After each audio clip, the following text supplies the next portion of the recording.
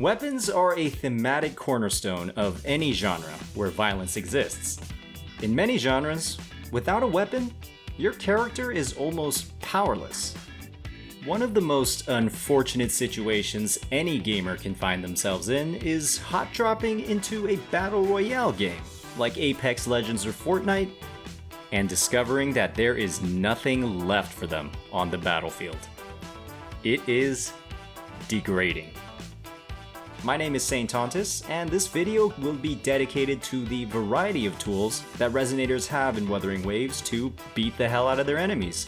Specifically, the potential 4-star and 5-star weapons a player may be able to choose from both the pre-registration awards and the level 45 Union reward.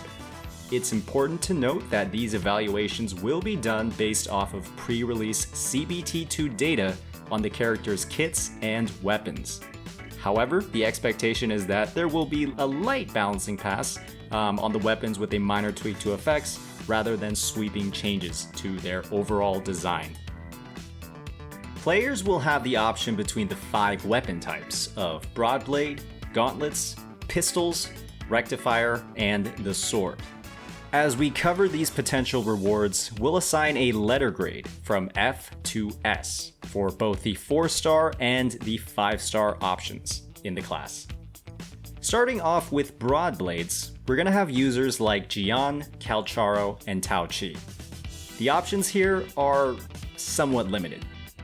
Dauntless Evernight, the 4-star from the pre-registration awards, requires a character to stay above 80% health to receive its attack bonus, while also providing a secondary defense percentage main stat. This makes Tao Chi, a defense scaler, the best user of this weapon, while Jian and Calcharo lean a little bit more towards some more offensive options. Considering this weapon's overall lack of versatility and its overly specific effect that only works well with built-in damage mitigation, this weapon gets a D in my books. For the 5-star weapon, Lustrous Razor provides a large attack bonus, energy regeneration, and a unique bonus to Resonance Liberation, or basically your ultimate damage, when the wielder hits an enemy with their skill.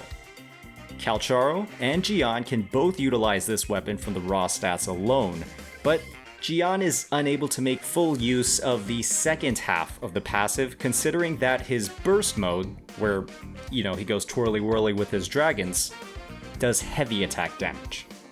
Additionally, this weapon, unlike some of the other 5-star weapons, lacks any critical rate or damage on its secondary stat, making some endgame builds potentially difficult to balance with this weapon.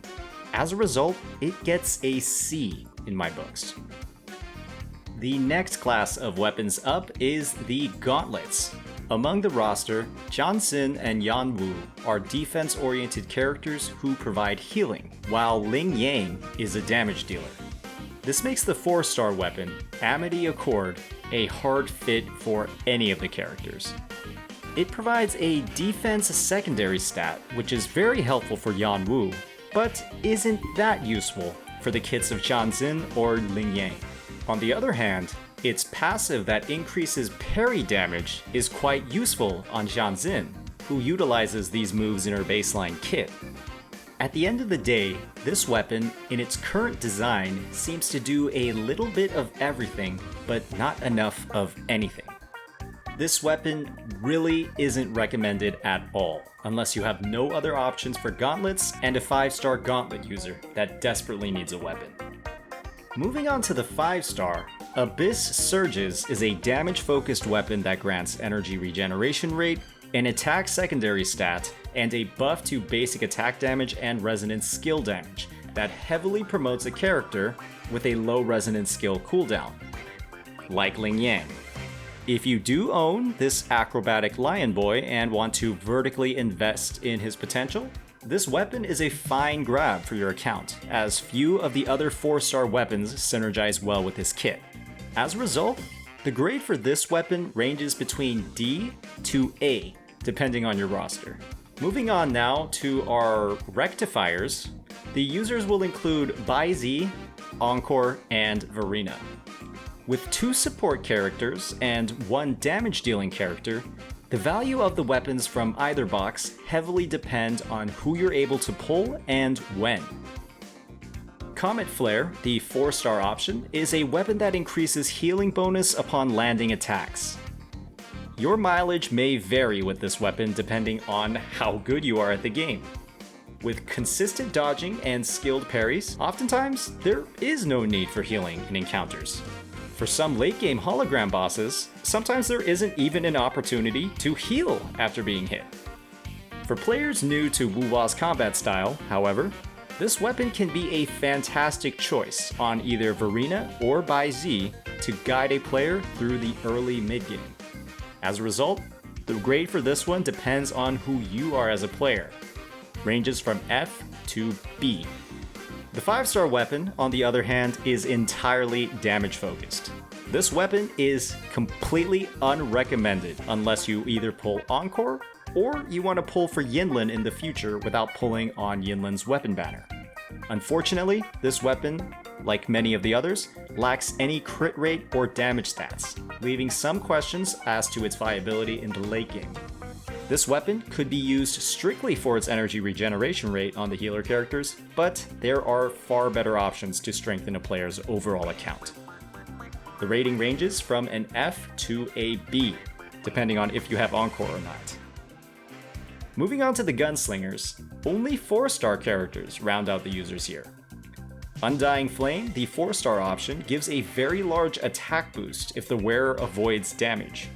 This can be a very difficult weapon to use in the hands of an inexperienced player, but with proper dodges and the use of range, this weapon can do quite a lot in the hands of any of the eligible characters. The 5-star pistol is a bit of a doozy. It's Static Mist. This weapon gives a fantastic boost to critical rate and a party-wide attack buff upon using an outro skill. This is the only support weapon available across all of the free weapons, and when used on a sub-DPS character like Mortify or Chixia, it can easily be the most powerful weapon available from the 5-star box. This is an easy S-tier weapon, especially considering the accessibility of Chixia from the early stages of the game. Swords will be our final class of weapon, and with it, the cast of eligible characters actually increases to 4. Danjin, Rover, Yang Yang, and Sanhua are all attack scaling damage dealers who inflict that damage through varying methods. Their 4-star choice is the Commando of Conviction. This weapon requires the user to stay below 15% health to gain its damage bonus to heavy attacks, really making it only reliable on Danjin, whose kit consistently leaves them millimeters from death. The viability of this choice heavily depends on the number of copies of Danjin a player pulls from either Gion's limited banner or the standard banner, as well as how willing a player is to gear and play her. Like I said, she's almost always one hit from dying. As a result, your mileage may vary with this weapon, and its grade ranges from F to A. The 5-star weapon, on the other hand, is a universally powerful piece. Emerald of Genesis provides an incredible array of stats, including energy regeneration, crit rate, and a boost to attack upon hitting an enemy with a resonance skill. Rover is the only character on the roster able to fully activate its effects in a normal rotation, but other characters can still activate half its effect, still giving them a reasonable stat bonus. This weapon gets an easy A. Taking into account all of the grades, the answer on what weapon you should pick on the 4-star pre-registration banner and the 5-star union level reward is clear. It depends. The best decision that a player can make with either of these rewards is to first pull on a banner and see what characters they can actually build around. According to research from multiple CCs across closed beta test 2, there can be up to 250 pulls available from the very launch of the game. Your roster and the sequence level of those characters from dupes should heavily influence who you gear. Combat in the early game and the overworld will not be difficult, and the path forward for your investment in your account should be clear after a couple hours of gameplay. At the end of the day, this advice is catered to a player looking to maximize the progression of their account. Investing resources into unused characters or weapons can be a huge burden on a player's progress, especially in the early game, and especially when time-gated resources like wave plates are involved. However, if you're a huge fan of a character, go ahead and gear them with their best possible option. This is a single-player game. You set your own goals. Hopefully, this information was helpful to you all as we inch closer and closer to Wuthering Waves' release on the 22nd. My Discord server is finally up and ready to go, so please give that a look if you haven't already. Thanks, Rovers!